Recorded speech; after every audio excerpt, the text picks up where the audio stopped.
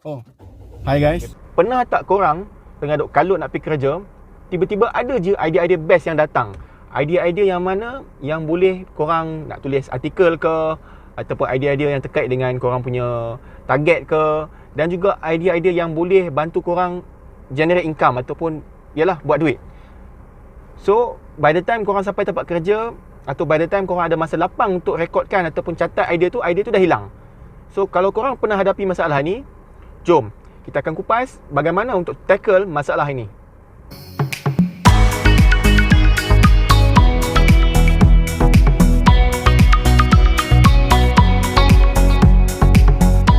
Okay guys, actually kita dah masuk siri yang baru, siri Expand Your Mind and Maximize Your Potential.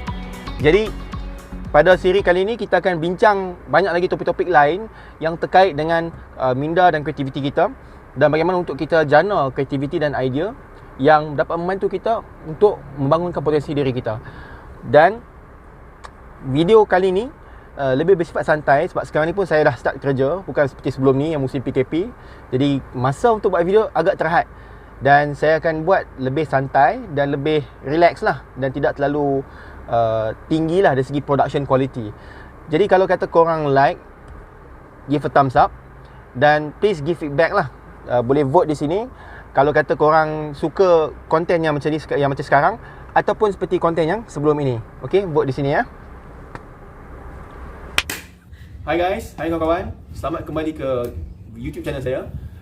Bagi yang belum mengenali saya Syafiq. So hari ini kita akan bercerita sedikit proses kreativiti saya. To be honest, dulu memang saya banyak menghadapi masalah lah, yang mana banyak idea yang datang, tapi in the end idea yang floating tu dia hilang. Dan ibaratnya macam masuk telinga kanan, dia keluar telinga kiri. Well, you got the point lah kan. Itu pepatah tu untuk nasihat, tapi lebih kurang lah analogi dia. Tips yang pertama ialah write it down dalam buku journal atau buku kreativiti kita. So basically problem yang saya hadapi dahulu ialah saya tak dapat, number one ialah tak tulis dan tak rekodkan dengan sistematik. Jadi saya cuba dengan menulis buku, dalam buku yang fizikal lah, idea book. Tapi problem dengan idea book ni ialah apabila saya tulis, masalah dia ialah dia tak portable. Bermakna saya tak ada buku tu sentiasa dengan saya bila saya dapat idea. Kan kita tahu idea ni datang tiba-tiba, dia tak ada istilahnya ada appointment ke, ataupun dia ada nak datang bagi salam ke, tak. Idea ni datang, dia mai dan dia pergi. Dia dah berlalu dan dia pergi. Jadi that is the biggest issue dengan sistem yang sebelum ni lah, dengan fizikal. Jadi saya cuba transition pada sistem yang lebih baik. Tips yang kedua ialah go digital menggunakan smartphone. This yang saya share ni ialah lebih pada tips yang saya boleh kongsikan. Going digital dengan kita merekodkan.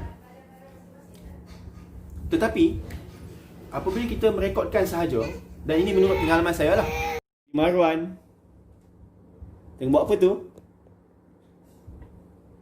Tengok ayah rekod batuk. Orang pun. Okay, kita sambung. Saya rekod dengan Note It ataupun Color Note dalam Android. Dan catatlah bila ada idea tu, kita catat saja dalam apps tu, dalam widget tu. Dan kalau ada idea yang panjang, saya note dalam notepad, dalam apps notepad, dan tulislah idea-idea tu. Cabaran yang besar dengan sistem just writing, end up benda-benda ni jadi information yang overload. Sebab apa? Sebab terlalu banyak idea yang random dan tak ada satu sistem ataupun curation system yang sistematik untuk saya access balik maklumat ni. Jadi bila information tu berlambak dan information tu jadi overload, jadi end up saya scroll je tapi tak dapat trace balik idea tu. Contoh bila saya nak kembangkan idea, saya dapat idea A, dan lepas lama tu dapat idea macam nak kembangkan idea A. Tapi by the time saya cari balik idea A, dia dah hilang ataupun tak jumpa. So there is another friction dengan sistem yang sebelum ni, iaitu going digital. Oh ya, sebelum terlupa, bila mana kita cakap tentang digital ni, kita boleh buat voice record dan juga kita boleh buat video record. Untuk voice record ni saya guna apa-apa saja apps yang default, dan pastikan ada title lah supaya kita boleh refer apa yang kita cakap. Dan untuk video ni saya ada tips sikit yang mana kita boleh gunakan YouTube, yang mana saya biasanya akan record dalam profile YouTube kita kan. Setiap bila kita ada YouTube profile, yang mana kita record dan kita upload. Dan bila kita upload tu, kita tulis description, title dan juga description supaya kita boleh keep track lah apa yang kita tengah cakap. Sebab kalau terlalu banyak video punya record pun, in the end kalau tak tahu apa punca pun tak guna, sebab kita nak scroll balik, baca balik susah lah. So sebab tu kita akan move pada the next point, yang mana saya akan share the next tip selepas ni, yang mana kalau kita tak ada this recipe atau tidak ada this formula, semua data yang kita kumpul, semua idea kita record, catat, dia tak ada makna. Okay, so next step. Tips yang ketiga dan yang terakhir ialah mempunyai curation system. Bagaimana untuk kita wujudkan curation system ataupun satu logic sequence ataupun satu folder, bagaimana untuk kita sequencekan idea-idea kita dalam segmen yang pelbagai supaya kita dapat kembangkan dan cari bila kita nak kembangkan idea tu. Okey, bila saya try dengan sistem yang number 2 ni, dengan ada curation system ataupun ada some organization structure tentang idea ni, memang kreativiti saya dan produktiviti saya melonjak lah. Sebab apa? Sebab banyak idea yang datang saya rekodkan, dan bila datang idea lain yang terkait dengan idea yang awal tadi, saya dapat kembangkan, saya boleh cari dan kembangkan. Bagaimana saya melakukan benda tu ialah dengan menggunakan apps yang dapat membantu saya lah. Sebagai contoh, apps Notion, yang mana saya mengkategorikan idea-idea saya ni kepada beberapa segmen. Yang pertama ialah idea yang terkait dengan YouTube channel ni lah, yang mana bila datang idea tu saya mencatatkan idea-idea, dan ada template dia. Itu kepentingan kena ada template. Dan dalam kategori yang seterusnya adalah random ideas, yang mana idea tu datang just random, tapi belum ada satu kategori yang saya dapat organisekan idea-idea tu. Dan yang ketiga ialah idea-idea yang mungkin ada some monetization ataupun kemampuan untuk kita generate income lah. Saya generate income lah. Jadi saya masukkan dalam satu kategori yang begitu. Jadi apabila saya ada sistem yang begitu, ia dapat membantu saya untuk mengarahkan setiap idea yang datang ni, kita masuk dalam inbox yang pelbagai, inbox yang tersendiri. Dan apabila saya akses mula idea tu, saya boleh pergi pada specific folder ataupun location untuk saya buka balik idea tu, dan saya tambah idea di bawah ni. Dan di sini adalah proses saya lah, bagaimana untuk saya generate idea. Dan Alhamdulillah setakat ini almost 1 bulan saya start dengan YouTube channel ni. Boleh kata almost 58 idea yang saya dapat generate. Dan memang overwhelming jugalah sebab nak shoot tu ambil masa.